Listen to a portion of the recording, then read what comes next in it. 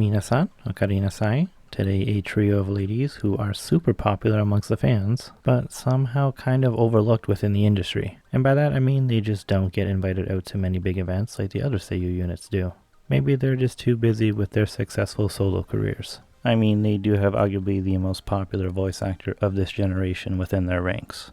Trysail is a 3-girl Seiyu unit consisting of god-tier legend Sora Amamiya with the blue image color, the beautiful Momo Asakura with pink for her color, and my personal favorite, the cute little sister Shina Natsukawa having a yellow image color. All 3 members are in the agency Music Rain, while their solo singing careers are published under Sony Music Arts. Then Trysail as a trio is published under Sakura Music, a sub-label of Sony Music. However, they did begin under the label Aniplex. The 3 of them were all the winners in the second Super Seiyu audition together in 2011, which led to all 3 of them joining the agency at the same time. And over the years, they have had 5 full albums and 15 singles. Before I get into their career as a unit, I would like to mention something in 2013, as all 3 of them would join the Idolmaster Million Live. Shina and Momo actually even joining the same subunit, Pico Pico Planets. I mostly bring this up because I feel this allowed them to work together in a singing and dancing unit, and then someone, somewhere, maybe even one of them, must have thought, hey, we work well together and we should do this but outside of the franchise. Or it's just a coincidence that they all joined IMUS and then became Trysail a little later on.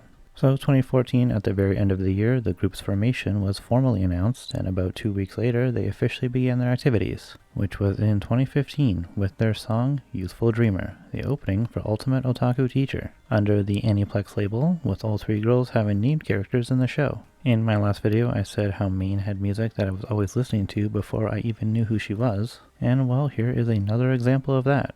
This song will always be very special to me as it's the first song I ever heard from them, and it's their first song. So I like to think I've been a fan of theirs since the very beginning, even if I didn't know who Trysail was. It was just a song that I always really enjoyed listening to.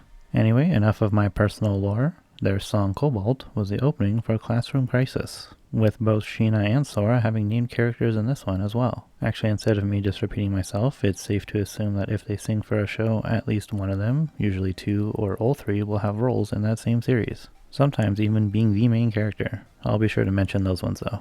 Let's move on to 2016, with their 3rd single Wiz, the ending for Koyomi Monogatari. Then High Free Spirits was the opening for High School Fleet, where Shina would also voice the main character, and this song was one of the winners for the best theme at the New Type Anime Awards of that year. They also had their first album, Sail Canvas, and the group's first photo book, Kokai Nishi. More units need a group photo book like this.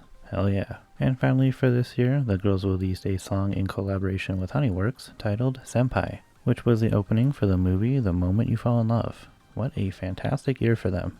So in 2017, they had a new single, Original, the opening for Interviews with Monster Girls. Great show. But their other song, Adrenaline, is arguably their most popular song. I personally would say it definitely is. And it's the ending for Arrow Manga Sensei. And this song was actually the first one to be published under Sakura Music, which was also founded in this year. Aside from all this, they had their second album, Tailwind. 2018 was another photo book titled On a Journey. Nice. And their 7th single, Wanted Girl, was the 4th opening for Time Boken 24's Season 2. But they also had Truth, the second ending for Beatless. The lyrics for this song were actually written by Maria from Garnadelia, who is also on the same label as them. But that's not all though. The final song for this year was Azir, ending for the movie Zoku Orari Monogatari. 2019 is their shortest year, with their new album Try Again, their first and so far only digital-only track, Utsurori, which is a Magia record song for the game. Now we're just moving right into 2020. Their song Free Turn was the main theme for the High School Fleet movie. Then they had Gomakashi, the opening for the Magia record anime, where Momo would actually voice the main character. This was also coupled with Utsurori, I guess technically making it not digital only. 2021 was a new album, Reborn Voyage, and new song Dare ga Tama ni Ai wo Naru, opening for SD Gundam World Heroes. Then 13th single Lapis, ending for the new season of Magia Record, which technically didn't release until 2022. Speaking of that year, it would also give us their 3rd photo book, Reborn Voyage, named after their most recent album. I guess the company people just didn't want to think of a new title for some reason. But they also had Hanaranai Kyori, the opening for Aha Rensan, and a collab song with legendary duo Claris. I'm going to assume it's pronounced Orgel, since they usually have a hard G rather than a soft, and Orgel just sounds weird to me. Anyway, Orgel was the final ending for the final season of Magia Record. Now for this year of 2023, their 5th most recent album, Superbloom, and most recent 15th single, a double release of Kid I One Turn and Follow You, the former being the opening for My One Hit Kill Sister, and it's actually one of my personal favorite songs for this entire year. So before I fully move on to the concerts, I just want to say some other career things about them. The first is that they also host A&G Radio's Triangle Harmony together. The 3 of them are also on another radio show called Talking Box, which is the 3 of them as individuals and not the unit Trysail. The next few things are also technically not Trysail, but it is the 3 of them together. They have a joint album titled Shuffle Bright 3 Waves, where they each cover each other's songs from their solo singing careers. Shoutouts to Momo's version of Sora's Skyreach. Another one of those songs I absolutely loved before I even knew who Sora Amamiya was. I even have a symbol from that show tattooed on my arm. Anyway, then aside from them all being in Idolmaster and Honeyworks together, they're also all in the Idly Pride franchise, as the trio Trinity-Ale. That's dangerously close to Trysail. Like the good old meme of, can I copy your homework? Sure, just change it up a bit so that the teacher doesn't know. Don't be surprised if they join another franchise and become known as Trio Male. So let's get on to the lives now. Over the years, they have had 8 full concerts. I'll just show a screenshot. And these are actually the dates of the Blu-ray releases, so the actual lives would have happened within the previous 6 to 12 months, depending on how long the tours were. Also, if you notice, most of their shows are tours rather than single or double day events. Shoutouts to the recent Arena Live this year for having one of, if not the most entertaining intermissions ever. It was so simple, just silhouettes of the girls in really cartoony situations. But I loved every second, and I literally went back and watched it again after the first time seeing it. Also, sometimes during their lives, they take a little break and do some drama readings. Then of course, the girls do have some live events for the Honeyworks films, and have also been at an Idly Pride concert as well. Their label, Sakura Music, had a special 5th anniversary live last year, having most of the performers on the label perform there, including Trysail, and they were also at the Sakura 2019 Fest as well. Now we have the 2 big festivals. First up is Animax, and they've actually never been there, not even as solo acts. The closest thing we've had was Lyrical Lily doing a cover of Adrenaline in 2022. I assume it's like a budget or contracting thing because there's no way Animax has never even thought of having them. Anisama is a completely different story though. They had their first appearance there in 2015 and have been there every single year since, as the trio, with Idolmaster, and even as solo performers. 2022 was the big year for them though, ending day 3, and in turn ending the whole festival. The producers even had the big screen playing a video of their first performance from 2015, while the girls were singing the same song from the video in real time. Then at this year's event just a few months ago, they opened a day with Angela, who are both basically icons in Japan's music scene, and this is Trysail's first ever collab at the event.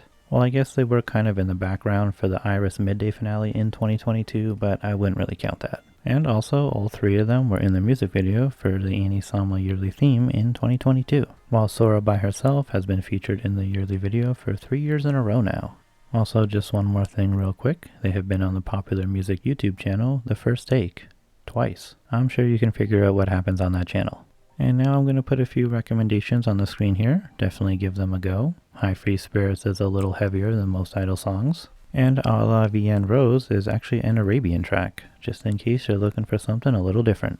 Sunset Kung Fu is my personal favorite, but like I said earlier, I think Adrenaline is their most popular. And now for some fun facts. Sora is the oldest and the tallest, while Sheena is the youngest, but Momo is the shortest. As I said earlier, they're all in the same agency, but they're all from different prefectures. Then when it comes to their birthdays, all of them are actually born in the summer, but all in different months. June for Momo, July for Sheena, and of course Sora is born in August, just a few days after me. Momo is actually considered to be an airhead by the other Trysail ladies, and I don't think they technically have a leader, but I do notice Momo being the center for most of their songs. However, if there were a leader, I'd imagine it would be Sora since she is the oldest, and because she is considered to be the pillar of the unit. Or at least as Sheena describes, Sora is the skeletal frame while the other 2 are the flesh around the bones. Sora also wears the pants in the group, not metaphorically, but like actually, she always wears pants while the other 2 wear skirts. Then there's Sheena, described as a very reliable younger sister, always taking care of her Onechans, even if she sometimes says some very harsh things to them. And from what I have seen, she is definitely the emotional wreck in the group. Oh, also she has a big obsession with Momo. kind of unhealthy, low-key predatorial, and I'm sure Momo loves every second of it. Honestly, just in general, they all have a really cute, fun friendship.